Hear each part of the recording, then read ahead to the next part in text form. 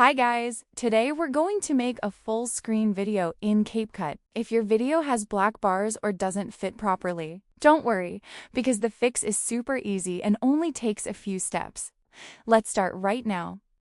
First, unlock your phone and open the CapCut app. This is where we'll edit the video and adjust its screen size easily.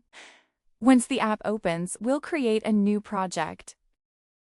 This is the first step for importing any video you want to resize. Once you tap it, your gallery will open automatically. Choose any video from your gallery that you want to make full screen. Tick the clip carefully, especially the ones showing black spaces on top or sides.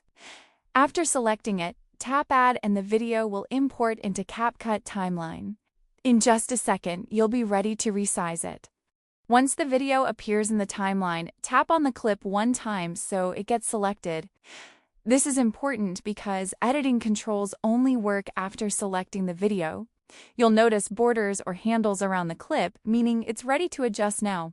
Now use 2 fingers on the preview screen and pinch outward to zoom in.